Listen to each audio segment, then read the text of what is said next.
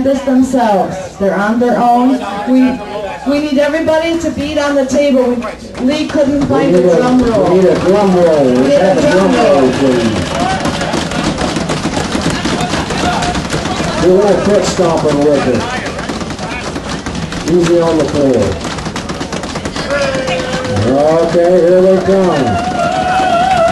Let's have some light up here, please. We're going to turn the light on. Okay, that's enough of the drum roll. You can quit it now. There we go. Mic stand.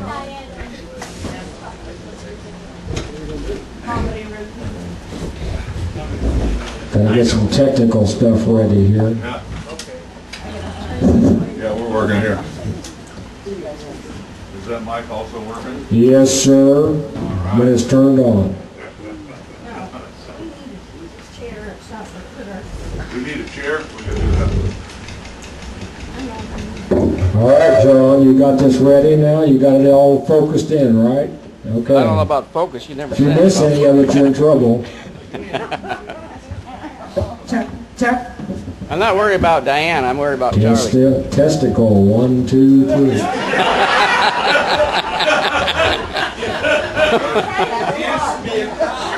Shame on me. Some comedy act this is. Her chair broke. It won't turn. You're up in the air, Diane. You got to bring it down again to move. I know. I can manage this. Ready?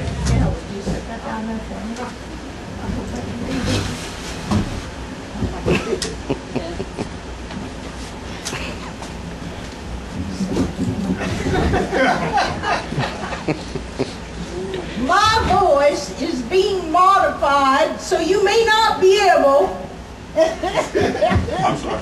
to identify me by my voice at a later time when you feel like you need to take revenge. What? Can you hold that? Okay, just close your eyes. Wait a minute. Does my butt look big in this wheelchair? Does my butt look big in this wheelchair? Anybody notice that? Yeah, Okay. I decided that you're never too old to learn something stupid, right? Right. Yeah. Well, I'll tell you something. I've learned from the best. I had 3 brothers other than this guy, but I think he has them beat up there too. But my brothers are pro in stupidity. Water. They taught me that it was okay to jump out of an airplane without a parachute. Now, you can do that. You can jump out of an airplane without a parachute. The only time you need a parachute is if you're going to do it more than once.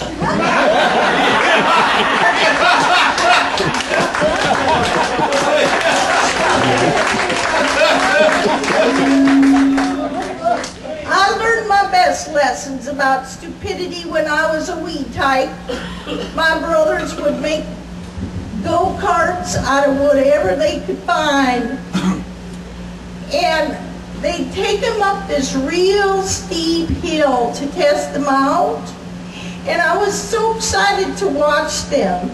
And then they were so sweet and so kind to offer to let me test drive their go-karts. They used me for their test dummy. I did not know that at the time. I was just thrilled to be able to ride in their go-karts.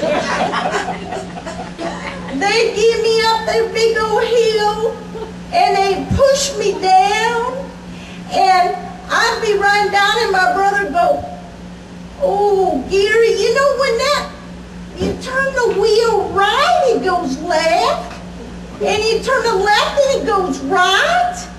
We got to work on it. Oh, we forgot a brake."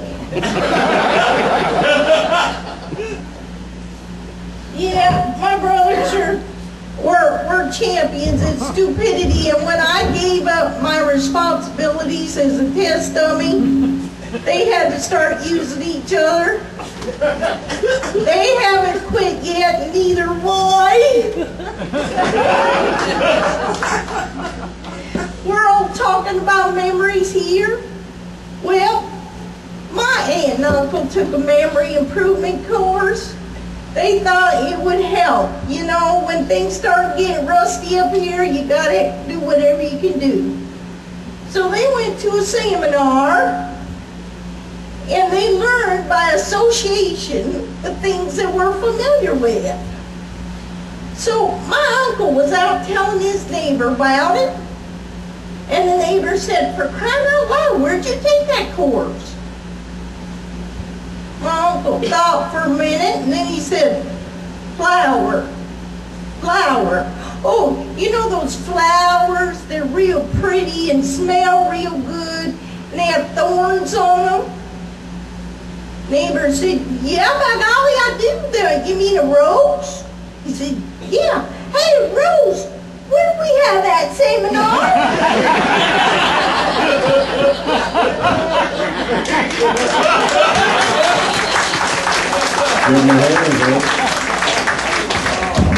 My Aunt Sally, she had a couple of big old dogs. One was part St. Bernard and the other was part Mastiff. I don't know if you know that, but they're big. The other was a Heinz 23 and a half. I said, "Well, 23 and a half? What's wrong with that?" "It was only half breed," she said. "They wouldn't qualify for a Heinz 57. So anyway, I said, "Aunt Sally, what did you name your dogs?" "Well, that big old Mastiff St. Bernard mix, I named him Rolex." "Well, what'd you name the other one?" "I named him Tom X." "Why would you call your dog Rolex and Tom X?" "Well, what else would you call a couple of watchdogs?"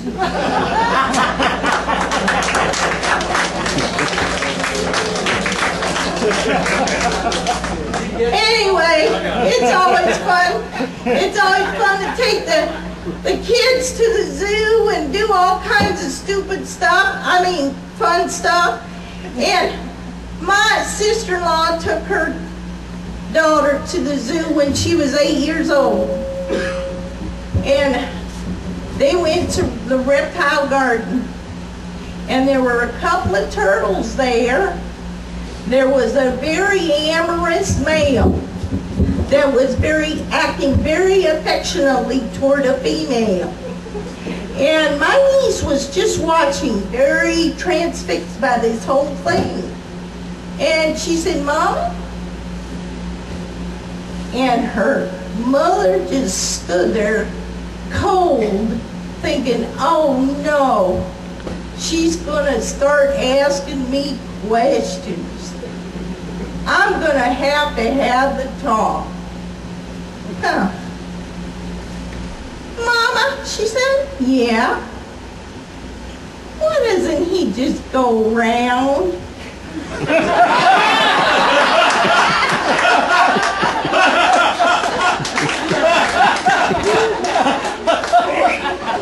You ever want to have a good time as you're leaving the zoo? Throw your hands up in the air and start screaming and hollering as you're headed toward the parking lot. You say, "They're loose! They're loose!" Watch the faces of the people coming in. They don't know whether to come in or turn around and head to their automobiles. I was at H-E-B before Christmas, and there was a lady just sorting through all them frozen turkeys.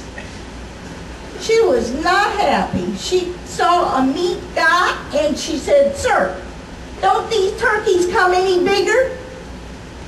He said, "No, ma'am, they're dead."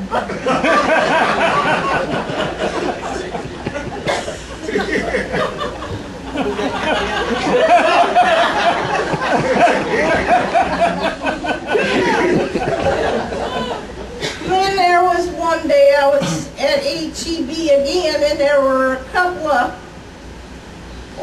fellers. I mean, you know, fellers that be on the Wrinkle Ranch type fellers, you know. And one was going around the corner, must have been 3 miles an hour with his cart. He was in a big hurry. And he ran into another feller that was going the other direction. He said, "What are you doing?" He said, "I'm looking for my wife." He said, "What'd she look like?" "She's 5'7", blonde hair, blue eyes, big bosom, nice body." He said, "What'd your wife look like?" He said, "Never mind, let's go look for your truck."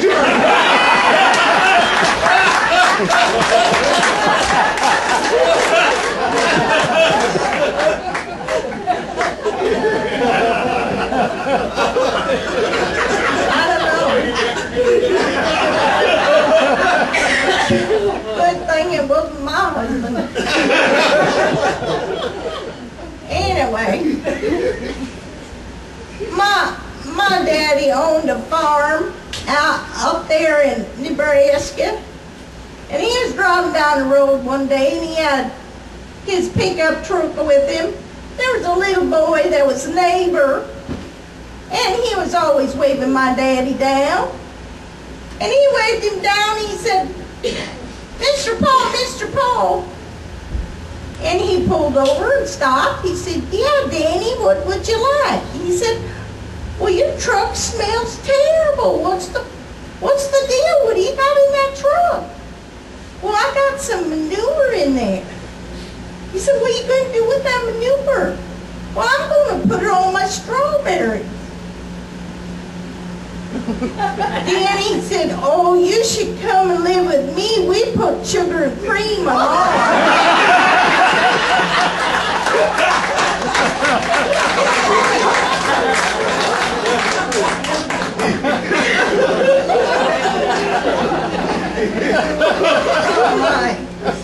Have any of you ever been accused of mumbling?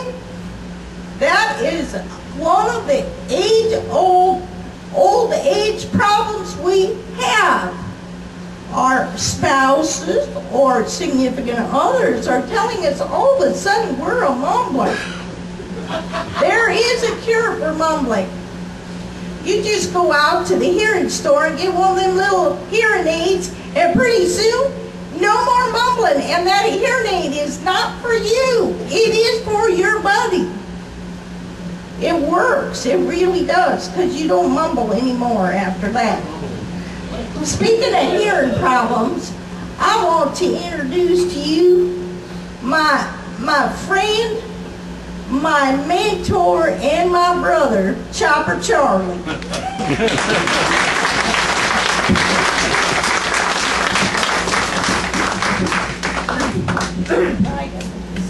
Okay, here. Okay, actually, she is the entire act. She's a ventriloquist. You know what that makes me? The dummy.